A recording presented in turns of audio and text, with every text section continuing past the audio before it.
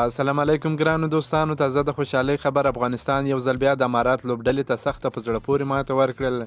د افغانستان لپاره نن محمد نبي یو ځل بیا ډېرې زبردسته په زړه پورې توپخانه ترسره کړل. نوموړي 90 منډې وکړلې چې دا د افغانستان لپاره یو ډېر ښه خبر دی او د نبي لپاره ډېر ښه خبر دی چې په راتلونکي سیریز کې به د سریلانکا پر وړاندې هم ښه ولوبېږي، ځکه دی په فوم کې راغلی دی.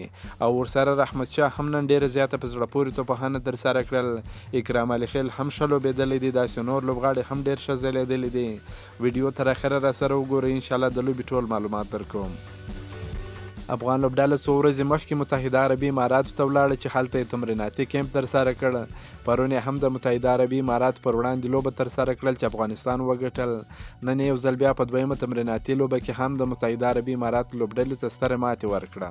افغان لوبډلې د امارات لوبډلې پر وړاندې خپله دویمه تمریناتي لوبه هم ترسره کړل چې افغان لوبډلې په ستر توپیر دغه لوبه وګټل.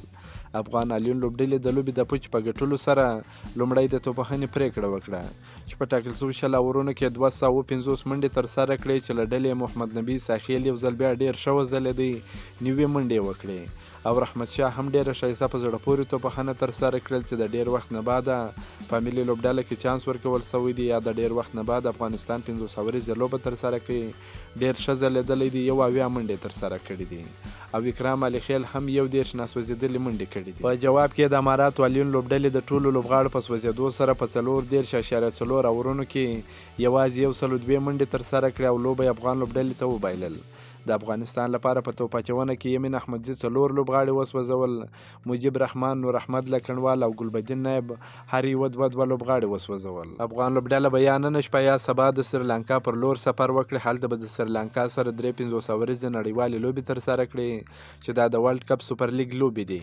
دا د افغانستان لپاره ډېرې زیاتې مهمې دي چې افغانستان یې وګټي نو ډایرکټ 2023 500 ورځې نړیوال جام ته تللی سي. که مو دا ویډیو خوښه سوي در سره لایک کړئ، که په دې چینل کې نوی یاست د چینل هم در سره سبسکرایب کړئ. د نور تازه معلوماتو لپاره هم زموږ سره اوسئ. تر بلې ویډیو پر د الله په امان.